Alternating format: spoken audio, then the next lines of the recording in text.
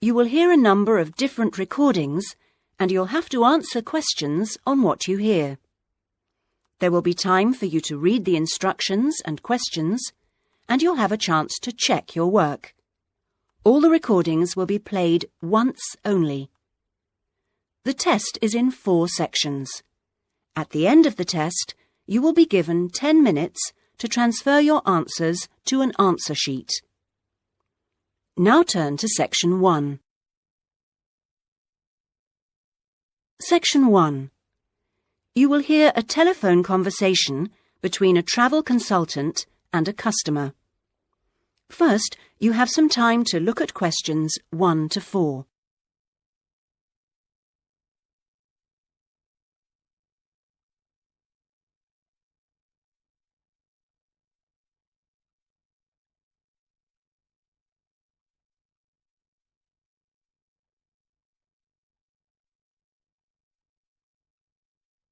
You will see that there is an example which has been done for you.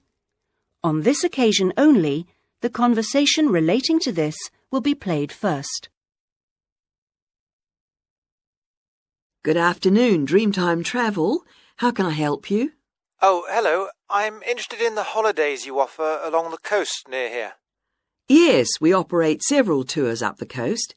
Where in particular did you want to go? Well, I like the sound of the holiday that mentioned whales. Was it, whale watching?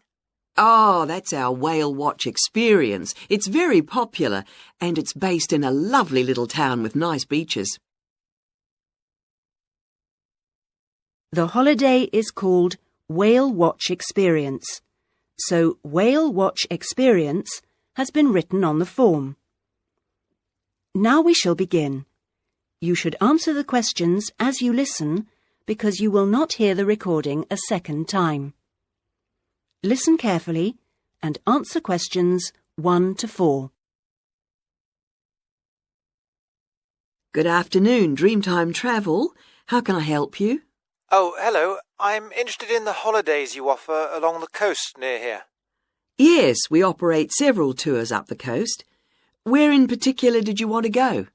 Well, I like the sound of the holiday that mentioned whales. Was it, whale watching? Oh, that's our whale watch experience. It's very popular, and it's based in a lovely little town with nice beaches. Oh, right. And how long does it last? It's 2 days. That includes 4 hours travel time each way from here. Good. I don't want to be away any longer than that. So, is that by coach? Actually, it's by minibus. We like to keep those tours small and personal, so we don't take a whole coachload of people. In fact, we only take up to 15 people on this tour, although we do run it with just 12 or 13. Oh, right.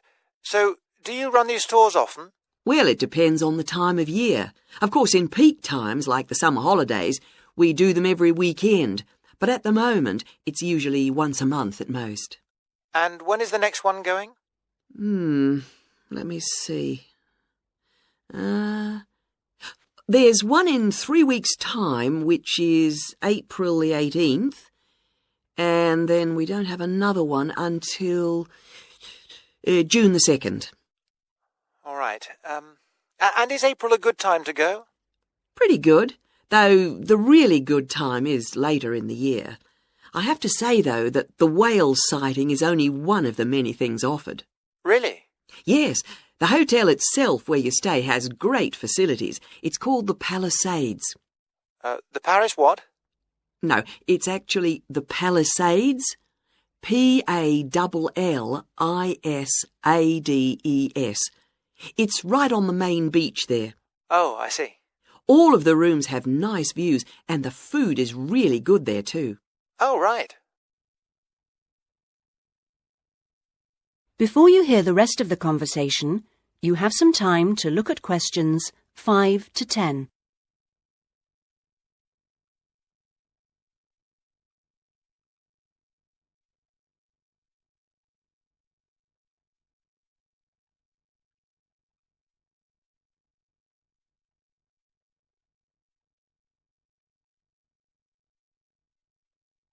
Now listen and answer questions 5 to 10. And what about the other things, that are included in the price? Oh, there are lots of things. If you don't want to do the whale watch cruise, your guide will take anyone who is interested either on a bushwalk through the national park near the hotel, and there's no extra charge for that, or on a fishing trip. That's an extra $12, I think. And there's also a reptile park in town. That costs more or less the same. No, I think I'd prefer whales to snakes. Yeah.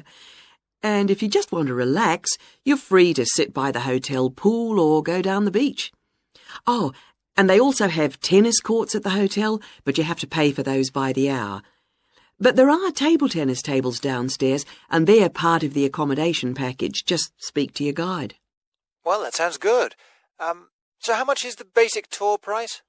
At this time of year, it's usually around $300, but let me check. It's actually $280. And the next tour, are there any places on that one? How many people is it for? There are 2 of us. Yes, that should be fine. Can I just mention that we require all bookings to be made at least 14 days before you travel to avoid cancellations of tours? And if you cancel within 7 days of departure, you will have to pay 50% of your total booking. Okay. And you also need to pay a 20% deposit at the time of booking. Can I pay that by credit card? Yes, you can. All right, what I'll do is I'll talk to my partner and get back to you. Fine. So I'll make a provisional booking, shall I? 2 for the whale watch experience. Let me issue you with a customer reference number for when you call back. Do you have a pen? Yes. OK. It's 39745T. That's T for Tango. When you call back, ask to speak to the tour manager. That's me, Tracy. Fine, I will. That is the end of section 1. You now have half a minute to check your answers.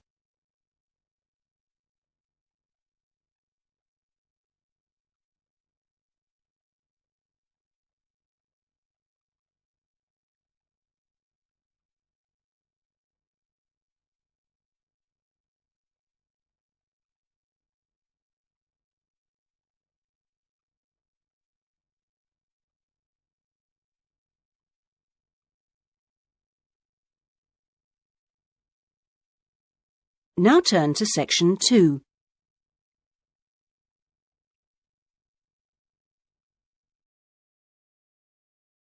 Section 2. You will hear a radio program giving parents advice about buying cots for their babies to sleep in. First, you have some time to look at questions 11 to 17.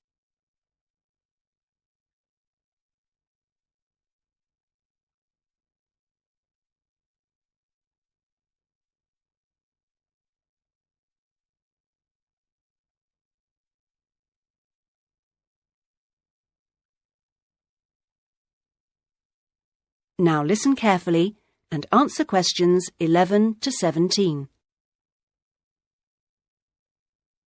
Hello and welcome to today's Buyer Beware program, where we give you some tips on how to spend your money wisely. Now, in today's show, we're looking at beds for children and babies. Let's start by looking at baby cots. That's for children of up to 3 years old. We tested 3 different cots, all in the budget price range, and as usual, we will feature the good points, the problems, and our verdict. The first cot we looked at was by BabySafe, and it had several good points to recommend it. Our testers liked the fact that it had 4 wheels, so it was easy to move around. The only slight problems with this cot were that it had no brakes, but they didn't think that mattered too much. At first they were a bit concerned about the side bar because they felt babies could trap their fingers in it. But our testers felt that this was unlikely to happen, so they've given this one a verdict of satisfactory. The next cot was by Choice Cots, and this time our testers were pleased to find a cot which is simple to put together, unlike others we looked at. On the minus side, our testers did not like the fact that the side of the cot did not drop down, making it difficult to pick up newborn babies. However, the real problem with this cot was the space between the bars. Our testers found they were too wide and a baby could easily trap his head. We felt this was a real safety hazard, and so we've labelled this one dangerous, I'm afraid. Before you hear the rest of the programme, you have some time to look at questions 18 to 20.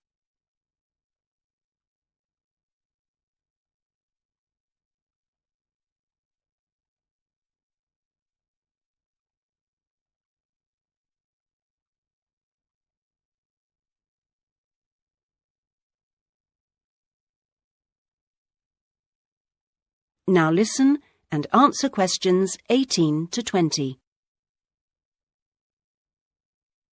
And finally, better news for the Mother's Choice cot. This cot was slightly different in that although the sidebar did not drop down, the base could be raised or lowered into two different positions, making it safe as well as convenient. The negatives for this one were quite minor. The only niggle everyone had was the fact that it has no wheels, and the only other problem anyone could find was that there were pictures, which were simply stuck on and so could easily become detached. The makers have now promised to discontinue this practice. As this cot will then be safe in every way, we have made the Mother's Choice cot our best buy. Congratulations, Mother's Choice. So what features should you look for in a baby's cot? Well, obviously, safety is a very important factor, as well as comfort and convenience. We recommend that if you are buying a cot, do make sure that any metal present is not rusted or bent in any way. You should ensure your cot has only rounded or smooth edging without any sharp edges. This is especially important for wooden cots. And now, on to beds for toddlers. That is the end of section 2. You now have half a minute to check your answers.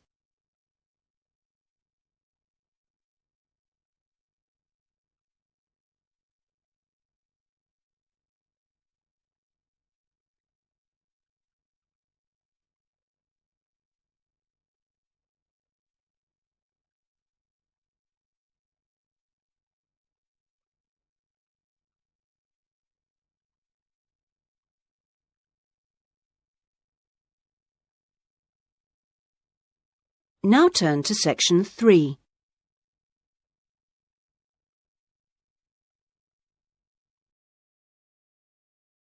Section 3. You will hear a conversation between a student, Andrew, and a student advisor, Monica, about a diploma course. First, you have some time to look at questions 21 to 25.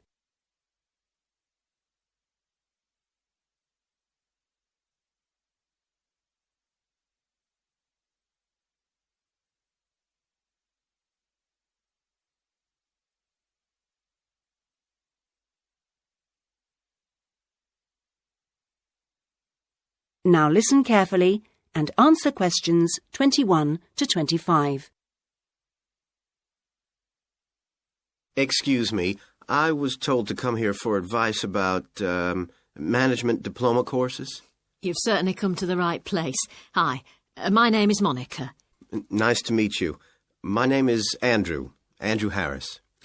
So, Andrew, have you seen our diploma course prospectus yet? Yes, I've already looked at it. In fact, I thought the information on course content was really useful. But I'm afraid I'm a bit confused by all the different ways you can do the course. Full-time intensive, part-time, and so on. Mm-hmm. Well, let's see if I can help. I think each course type has its advantages and disadvantages, so it really depends on you, your own study habits, and your financial circumstances, of course. Are you working at the moment? Yes, I've been working in the administration section of the local hospital for the last 3 years. Mm-hmm. And before that, I worked in the office of a computer engineering company for 2 years. So I've got about 5 years of relevant work experience. Mm-hmm. And what I'm hoping to focus on is personnel management.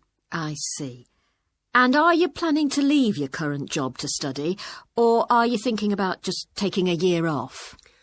I want to know what my options are, really. I don't want to quit my job or anything, and my employers are keen for me to get some more qualifications, but obviously it would be better if I could do a course without taking too much time away from work. Right. So you don't really want to do the full-time course, then? No, not really. It's also a question of finances. You see, my office have agreed to pay the cost of the course itself, but I would have to take unpaid leave if I want to study full-time, and, well, I don't think I could afford to support myself with no salary for a whole year. OK. Well, you have two other possibilities. You could either do the part-time course, that would be over 2 years, and you wouldn't have to take any time off work, or you could do what we call a modular course. You could do that in 18 months if you wanted, or longer. It's quite flexible, and it would be up to you. So what does the part-time course involve? For that, you would join an evening class and have a lecture twice a week. Then you'd have to attend a seminar or discussion workshop 1 weekend a month. What kind of coursework would I have to do? Well, it's a mixture. You'd be expected to write an essay each month, which counts towards your final assessment. You have a case study to do by the end of the course, which might involve doing a survey or something like that. And also you need to hand in a short report every 4 weeks. So that's quite a lot of work then, on top of working every day. It sounds like a lot of studying, and really tiring. Yeah, you certainly wouldn't have much free time. Before you hear the rest of the conversation, you have some time to look at questions 26 to 30.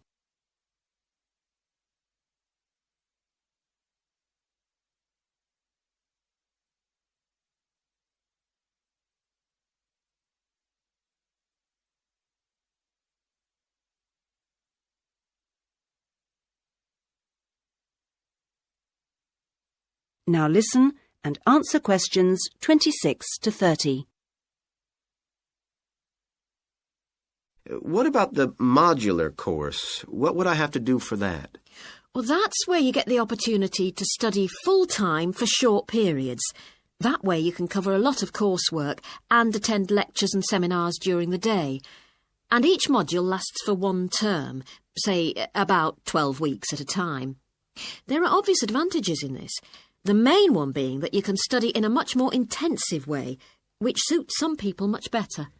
And how many of these modules would I have to do to get the diploma? The current programme is 2 modules, and then you have to choose a topic to work in more depth. But you can base that on your job, and so you don't need to be away from the office. And how long it takes is up to you.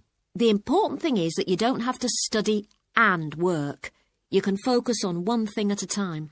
Yes, I can see that. It certainly sounds attractive. It would be more expensive, though. I mean, I'd have to support myself without pay for each module. That's true, so that might be a problem for you. Look, why don't you talk this over with your employers and then come back? That is the end of section 3. You now have half a minute to check your answers.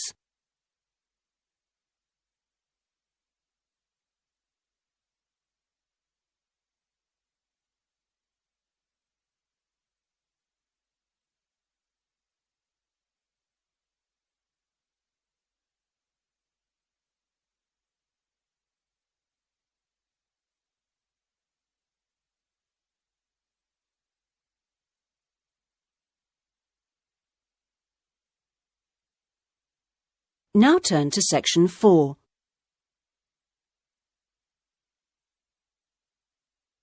Section 4. You will hear part of a lecture given by an economist about North American women's attitude to money and saving. First, you have some time to look at questions 31 to 40.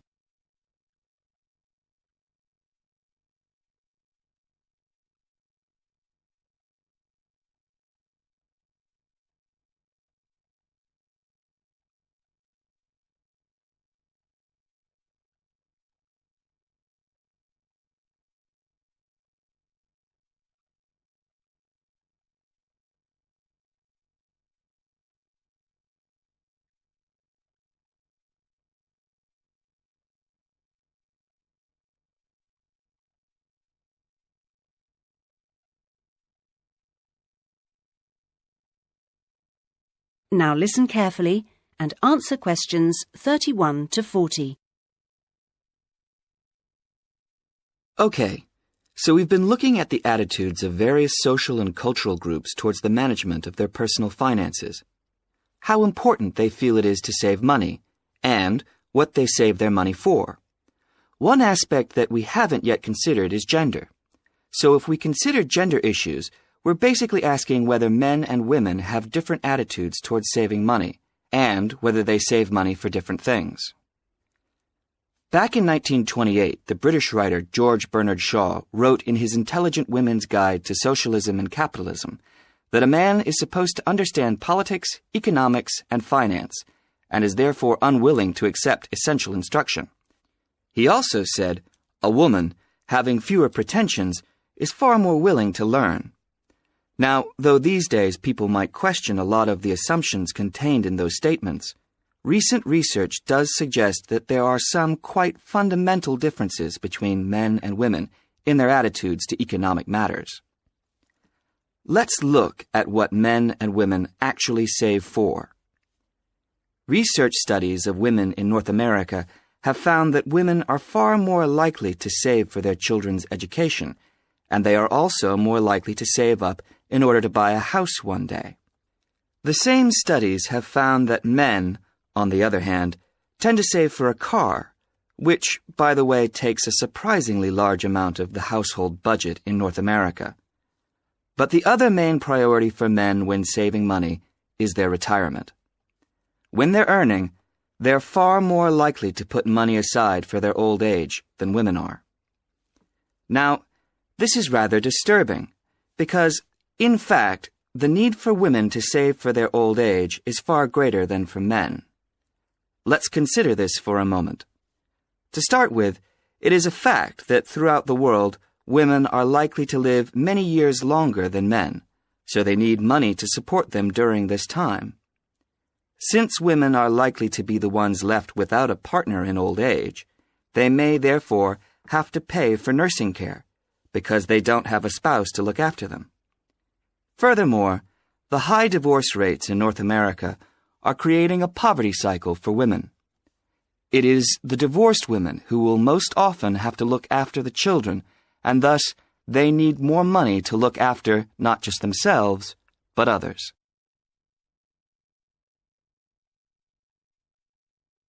So what can be done about this situation? The population in North America is likely to contain an increasing number of elderly women. The research indicates that at present, for women, it takes a crisis to make them think about their future financial situation. But of course, this is the very worst time for anyone to make important decisions. Women today need to look ahead, think ahead, not wait until they're under pressure. Even women in their early 20s need to think about pensions, for example, and with increasing numbers of women in professional positions, there are signs that this is beginning to happen. Then research also suggests that women avoid dealing effectively with their economic situation because of a lack of confidence. The best way for them to overcome this is by getting themselves properly informed so they are less dependent on other people's advice. A number of initiatives have been set up to help them do this. This college, for example, is one of the educational institutions which offers night classes in money management, and increasing numbers of women are enrolling on such courses. Here, they can be given advice on different ways of saving. Many women are unwilling to invest in stocks and shares, for instance, but these can be extremely profitable. It is usually advised that at least 70% of a person's savings should be in low-risk investments. But for the rest, financial advisors often advise taking some well-informed risks. Initiatives such as this can give women the economic skills and knowledge they need for a comfortable, independent retirement. The increasing proportion of elderly women in the population is likely to have other economic consequences.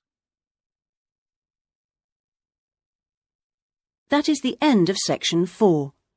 You now have half a minute to check your answers.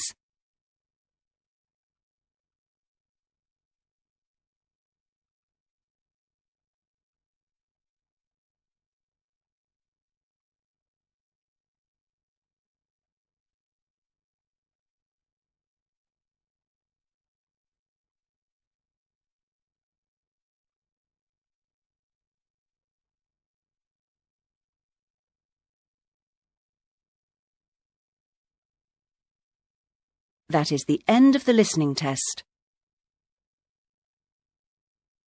In the IELTS test, you would now have 10 minutes to transfer your answers to the listening answer sheet.